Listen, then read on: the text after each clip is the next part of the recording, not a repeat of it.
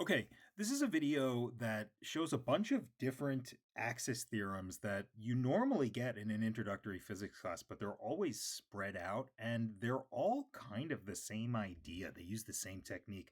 So I wanted to put them all together just to kind of give some perspective. So let's go through them. The first one is torque about two different axes. So let's say that you know the torque about some axis A, and instead you're interested in the torque about some axis B instead. Remember, torque belongs to the axis, not the object. It's kind of a weird thing. You say, well, where's the hinge? Torque is independent of physical hinges. It's just something you calculate.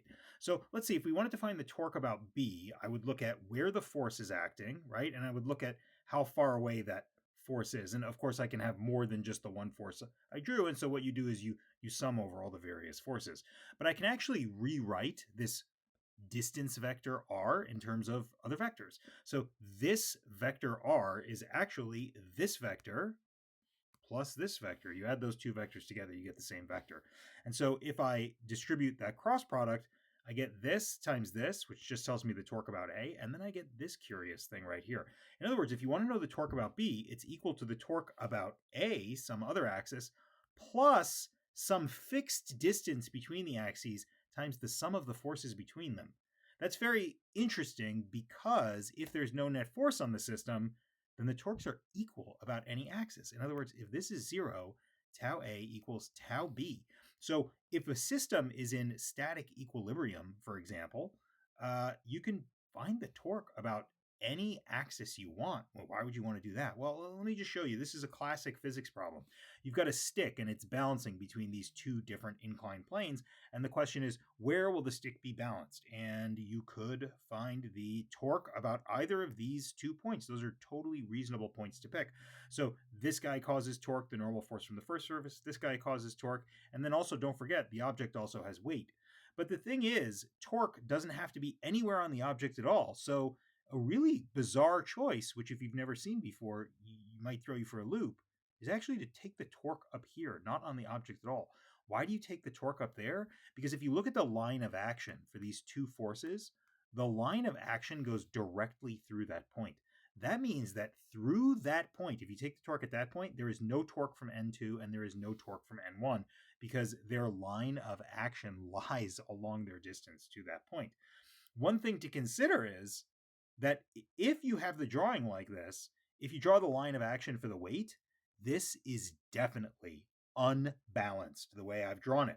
This causes no torque, this causes no torque, this definitely causes torque because there is a lever arm. There is a lever arm for that force. What that means is that there's some unique configuration, there's some unique place where the center of mass can lie such that all three of them go through that torque point.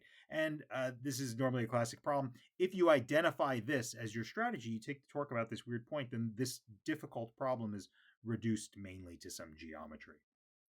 All right, next, moving on. Angular momentum. Let's say that you want to know the angular momentum about some random axis over here, okay? So how do we find angular momentum? What we have to do is we have to look at each and every single piece of this object and look at how far it is from the axis and how much momentum it has. I say it has a tiny bit of momentum because look, it has a tiny bit of mass, and that tiny bit of mass is moving in some random direction, and you get some tiny bit of p as a result of it. You can imagine that summing over this whole object, you got to find all the little pieces. It's kind of a pain, and you really have no idea what you're going to get. But again, it's the same trick. We rewrite this vector as this vector plus this vector. Now we're looking from the center of mass, from the center of mass. So now, if you recalculate this out, what is this? This is the angular momentum about the center of mass plus some constant term that says add up all the momenta.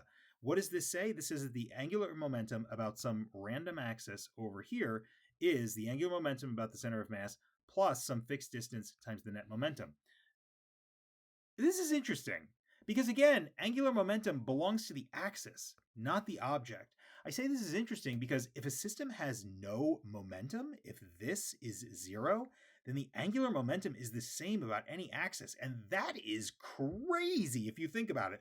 In other words, if I pick this as my axis, somehow if this object has no overall momentum, if the center of mass isn't moving, I get the same value for that crazy integral. Apparently, that's how it is. People divide this into two pieces. They say that the angular momentum about the center of mass is spin angular momentum. And then this piece, it's as if you just have a particle located where the center of mass is that is orbiting about the axis. So here you have rotation about a fixed point, and here you have translation of a point particle. The fact that L spin is the same when this is zero, L spin is the same regardless of where you look at the object is pretty interesting. It means that spin may, in some sense, be a property of the object, but the overall angular momentum, of course, depends on the axis and not the object. You might say, what is this? This is weird. Where would I see something like this? Well, okay, we live on a planet, and our planet has spin angular momentum, and it has orbital angular momentum. You'd think it might be a real pain in the butt to add up all these different kinds of rotations, but what it is you pretend the Earth is a point particle, and you figure out the angular momentum due to it being a point particle, and then you say, okay, the Earth has some internal structure, and it's also orbiting about its own center. And the amazing thing is that you can just split it up this way. All right, next, moving on, parallel axis theorem. What this says is that if you know the moment of inertia about one place, you can always find it about another. And I'm going to make this comment again. Moment of inertia belongs to the axis, not the object. So if you want to find the moment of inertia about this axis, you need to know how far away it is from each and every single piece of mass. You have a terrible integral to do again. So what do? You do the exact same trick you did last time. Here is h, here is RCM. In this case, it's a square. So I just use, all this is, guys, this is the law of cosines. I just plug the law of cosines in here. And so what that means is that I break it into three separate integrals. This value h is constant. It is the distance from the center of mass of the object to the axis. So that's an easy integral. This is nothing more than the moment of inertia about the center of mass. And this guy's real curious. If you think about this for a second, it says, look at each piece of mass. Find out how far it is from the center of mass, and then add up that amount all around the center of mass. If you do that, you're going to sometimes find that cosine of theta is positive and sometimes it's negative. And in fact, because the mass is distributed in such a way that when the cosine is negative, you have as much mass over here as when the cosine is positive, that integral is going to cancel out. Again, it cancels out because we're integrating over the distance from the center of mass. If it was some other random point, this wouldn't work. The point is that that final integral is zero. And the parallel axis theorem is actually really simple. It says that if you want to know it about some random axis, well, if you know it about the center of mass, just find out how far away that axis is and add mh squared. That is a remarkable, remarkable result. And again, another way to think of this is, look, you've got the moment of inertia about the center of mass, and then you just pretend that the whole thing was a point particle located at the center of mass, and you just use the plain old mr squared formula you would use for a point particle. It's a pretty remarkable result. You might say, okay, that's very interesting. Let's move on. No, I don't want to move on. This is actually really useful. Let's say that I want to know the moment of inertia about that point of a circle.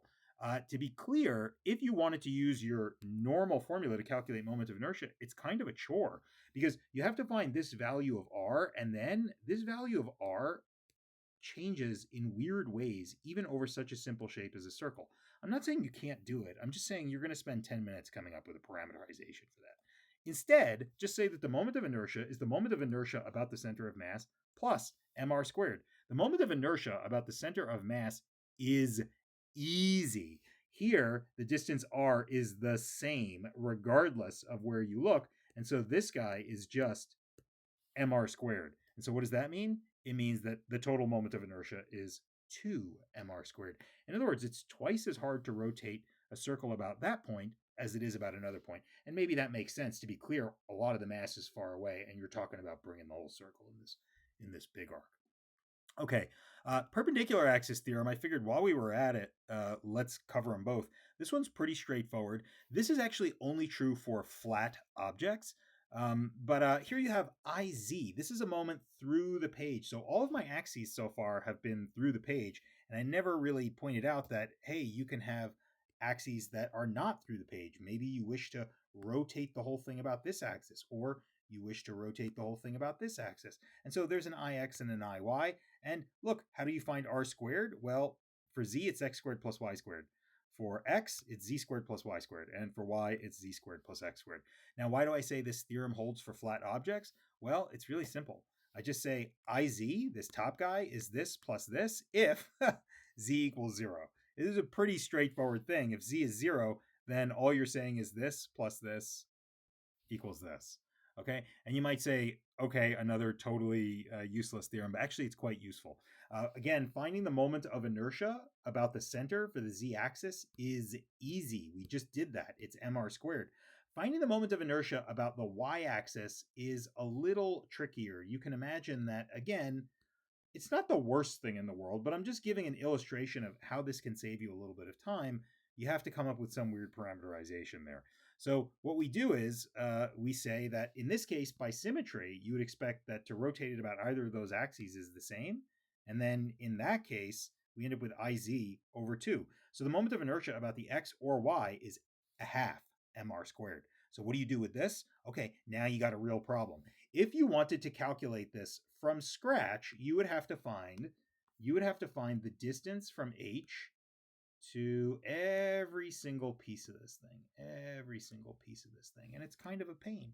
Instead, what you do is first you use the perpendicular axis theorem, and so we know that the y about the cm is a half mr squared, and then you use parallel axis theorem. So these two axes are parallel to each other. This distance is r, and so you use perpendicular axis theorem plus parallel axis theorem, and you end up with this weird result. Could you have gotten it with an integral? Yeah, you probably could have. I just think this is too neat a trick to not see. All right, finally, rotational energy of a moving rigid object rotating about its cm. This is probably a formula you already know, but I want to put it here because the way it's derived is the same as the other ways. I want to say here that kinetic energy doesn't belong to an axis, and it also doesn't belong to the object. It belongs to the observer. It belongs to the reference frame. Maybe you've heard that kinetic energy is not the same to observers who are moving relative to each other. Just an easy way to see that is, look, here's a box and it's standing still. Ke equals 0. Here's an observer moving to the left at a speed v. They see the box moving to the right at a speed v. According to this observer, Ke does not equal 0. So kinetic energy is something that the observer measures about an object. So what we want to do is find the total kinetic energy of this object relative to this stationary observer. This integral is a real chore because each piece of this object has some different speed. First you find that, and then you find that, and then you find that, and you have to add up all the different pieces of this object, and that can take some doing. Instead, we're going to use the exact same trick we've been using over and over again. Now here, I want to insist, this is a dot product and maybe it looks a little fancy. This maybe looks different than what I was doing before. It still really is law of cosines, but because I'm not drawing a physical triangle here, my triangle is actually made of velocity vectors, I just wanted to make the case that, look, you have some resultant velocity, which is the case of taking this, putting it at the head of this, and then you get some resultant velocity as a result of it. And that resultant velocity is this, and you dot it with itself in order to find the square of it. Okay, so if I expand that, you can see, here we go again, vi squared, v squared, and here's your cosine term. So this really does look like law of cosines, okay, more or less. And then what do we do with this? We evaluate the integrals. This one here is the exact kind of integral we just looked at, where we made the case, first of all, the velocity of cm with respect to a, that is simply one point that has a particular speed. That's a constant. It can be brought out front. And then what we're saying is, what is the velocity of each piece and the cosine of the angle between them? So remember, if you're over here, maybe it's positive. If you're over here, maybe it's negative. But what we're saying is, what's the velocity of the average velocity of the pieces of this object relative to the center of mass? 0. The pieces may rotate around the center of mass or something like that, but on average, they can't move away from the center of mass, or else the center of mass would change. And that's not what happens because it's a rigid object rotating about its cm. So one point I want to make here is, in order to use this trick, again, you have to be rotating about your cm. If you're not rotating about your cm, this integral doesn't go away, and you end up with some weird cross terms that you probably don't want to deal with. This can all be simplified. So this guy, because you're rotating about the cm, you have one angular speed about the cm, and you can write it this way. This guy's 0. This is nothing but the translational kinetic energy of the center of mass. And you've probably already used this formula 100 times, but maybe you didn't see that it was similar to the parallel axis theorem or finding angular momentum about another axis. And from my point of view, you're pretty much using the same trick, this translation trick, over and over again. The big conceptual idea is this: you can you can break almost all of these things into something that has to do with the object's cm, and then you pretend that the cm is just some particle rotating or moving about some fixed place. You might say, where do you use this? Well, you already know where you use it. Anytime you have an object and it's rolling, you look at the translational energy of the cm plus the rotational energy about the cm. Typically what you do with this is you break it up, and then you get your v back again, because omega is still v over r, and then you're in a position where you can do some really cool calculations with this. Okay, so to sum up, you got parallel axis theorem. That's a way to find the moment of inertia about some weird, bizarre place based on an easier to calculate moment of inertia, and pretending that the object is just a point particle located at center of mass. Perpendicular axis theorem for flat objects. Then you got torque about another axis. Remember, the beauty here is we said that if the sum of the forces is 0, like in static equilibrium, for example, then the torque at B equals the torque at A, which means you can find the torque wherever you want. Angular momentum about another axis, this big idea that the angular momentum about any axis can be broken into this piece, which is like the intrinsic angular momentum that this thing has about its center of mass, plus pretend the whole complicated object is just a point particle orbiting around whatever point you pick. And then again, finally, translational and rotational kinetic energy. It's possible to break energy into translational piece of a point particle located at the center of mass and the rotation of the system about that center of mass. Okay, hopefully this video was more helpful than confusing.